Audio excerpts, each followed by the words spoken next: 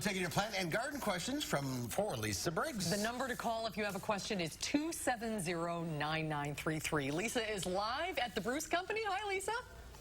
Hello, guys. How are you? Staying cool over there? Ugh, it's beastly. All right, we got lots of calls. Let's start with Deb in Blue Mounds. Hi, Deb. Hi. What's your question? My question is, I have a 3 by 3 foot raised garden, and I put a bunch of mulch and dirt in there. And I came to the Bruce Company a couple weeks ago and bought a container of Repels All, and I worked it in, I watered it, and critters still are digging in my garden. I'm trying to figure out what to get rid of them. Do you know what is doing the bothering of your garden?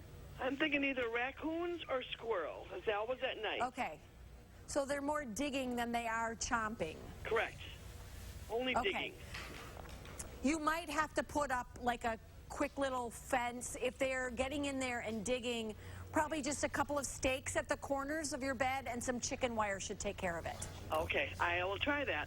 All right, thanks for calling. Thank you for calling today. Let's go to Jamie in Deerfield. Hi, Jamie. What's your question? Hi, my question is, I purchased a whole bunch of beautiful hanging pots in spring, and now they're getting kind of leggy and flat on top. Should I be pruning them as they're growing or not? Yes, as your hanging basket plants are starting to cascade, you can certainly trim them up to keep them from getting too long, and then also that will help branch out, especially if you do some cutting back at the top. That'll kind of fluff up the top a little bit. Okay. Let's go to Terry now in Lodi. Hi, Terry. Hi. Hi, what's your question? We have a lot of those little brown spots on the grass, and with all the rain, is that because of all the rain? We're real sandy out here, but all of a sudden we just have all these little brown spots on the grass. Little brown spots are usually a sign of like a fungal problem. So there are different ones that look different depending on the fungus itself. Bring a sample into the store or into your local garden center if you're not from Madison, and they can take a look at it and then advise you the best. Yeah, that's a good idea. All right. Let's go to Steve in WAUNAKEE. Hi, Steve. What's your question? Hi, my question's about Japanese beetles. In previous years, I have had just swarms and swarms of them, and they have decimated my roses. This year, I've had the most gorgeous roses ever, and not a Japanese beetle in sight. Wow. I didn't do anything, and I'm wondering if conditions or the winter or the wet spring or what may be causing this. Well, I don't think that the winter weather got cold enough, deep enough into the ground to knock back the population. But I know that the cooler spring has meant that they're a little bit behind schedule.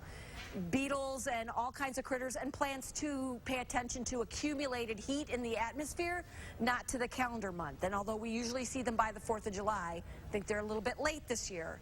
So enjoy your roses while you can, but I would certainly be prepared to treat them with whatever product you use. You can do the spray, you can pick them off, or there's some systemic products that you can use as well. So they're probably on their way. They're on their way. I think Stephanie said today she saw her first one. Great. So that's the first Just report when we we've thought heard. we were. Winter's coming, right? I do not think we're going to get away with no Japanese beetles this year. All right, let's go to Mike in Verona. Hi, Mike. Hello there, Lisa. I have a question for you regarding my redbud tree. I have two trees that are between the ages of probably 6 years and 10 years, and neither one has ever blossomed. Is it a fact of ground soil? Go ahead. They're in the ground? Yes, ma'am. And what did you say they were? Because this is a little staticky. Redbud. They have the little purple flowers on the stems. Redbud. So, red buds. Okay. So, red buds. So sometimes a hard winter will knock them back. And you've never had flowers? Never. Never had flowers. Boy, they are slow to flower when you plant them, but not that slow. Sometimes if they're in a location where they're really exposed to winter winds, that might be knocking back the flower buds. They don't require a lot of sun, so I don't think that's it. 2-3 hours should be enough to spur flower bud production.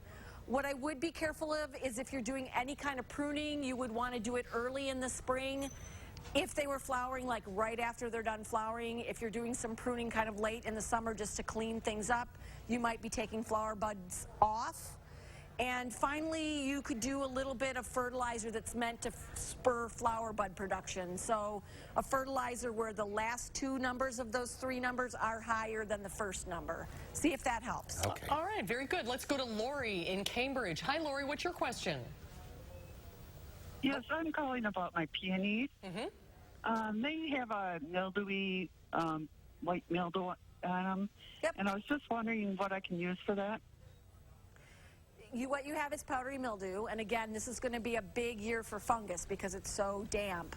So what you need to do is spray a fungicide. There are lots of different fungicides on the market. I like the biologic ones. There's one called Revitalize and one called Serenade, and they have a little bit of a preventative. So spray the one that's where you're seeing the effect of the fungus, and then spray all of them. And that should help. It'll arrest the development of the fungus on the one that's affected and should keep it back from any that are not showing signs yet. Does it hurt the plant, the fungus? No, powdery mildew is a fungus that likes the plant to be living, so it just looks terrible. The thing that's bad about it is that it has a super sophisticated overwintering substance or structure. So if you leave leaf litter on the ground and you don't clean up after you've had a bad powdery mildew year, then it can reinfect the following year. So make sure that when the season is done, that you cut your peonies back all the way and get that that affected tissue out of there, so you won't re-inoculate next year. All right. Good questions as usual. Yeah, everyone. thanks for your calling in. calls, everybody. Thank you, Lisa, for your time. We'll see you soon. Bye. Bye. Happy 4th. We'll have a final check of your forecast coming up. Ready to roll playback.